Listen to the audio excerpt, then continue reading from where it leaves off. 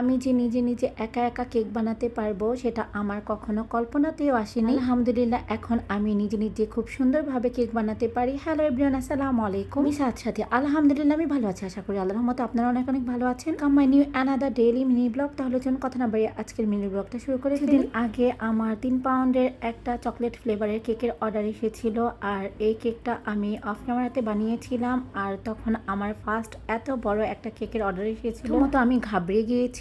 তো বিসমিল্লাহ নামে শুরু করেছি। তো চেষ্টা তো করতেই হবে, যেহেতু আমি কেক বানাতে পারি মোটামুটি আলহামদুলিল্লাহ। ট্রাই করলে তো আর মন্দ হয় না। তো বিসমিল্লাহ নামে আমি সেদিন কেক বানানো শুরু করে ফেলেছি। আর মাশাআল্লাহ আমার নিজের হাতে কেক বানানো দেখে আমি নিজেই সারপ্রাইজ হয়ে গিয়েছি। মাশাআল্লাহ হচ্ছে সেদিন এত বড় কেক আমি প্রথম ট্রাই করেছি, আর প্রথমবারের মতোই মাশাআল্লাহ এত সুন্দর হবে যা বলার বাহিরে। তাই আমি নিজেই সারপ্রাইজ হয়ে গিয়েছি। তো যাই হোক, আমার যেখানে কেকটা ডেলিভারি দেওয়ার কথা ছিল, বিসমিল্লাহ নামে কেকটা ডেলিভারি দিতে গিয়েছিলাম। আর যে আমাকে কেকটা অর্ডার করেছিল সেও কেকটা দেখে অনেক অনেক পছন্দ করেছেন আলহামদুলিল্লাহ। আর আমার কেকের ডিজাইনটা কার কার ভালো লেগেছে প্লিজ কমেন্ট সেকশনে কমেন্ট করে জানাবেন। আপনাদের কমেন্টের অপেক্ষা করব কিন্তু। অ্যান্ড আজকের ব্লগটা যদি সবার ভালো লেগে থাকে please like comment and share দিয়ে আমার পাশে থাকবেন। অ্যান্ড ইউটিউব চ্যানেলটাকে লাইক অ্যান্ড সাবস্ক্রাইব করবেন। আর আমার কথায় বা ভিডিওতে কোনো ভুল ত্রুটি হলে প্লিজ সবাই আমাকে ক্ষমার দৃষ্টিতে দেখবেন। আজকের ভিডিওটা এখানে শেষ করছি। ভালো থাকবেন সবাই, আল্লাহ হাফিজ।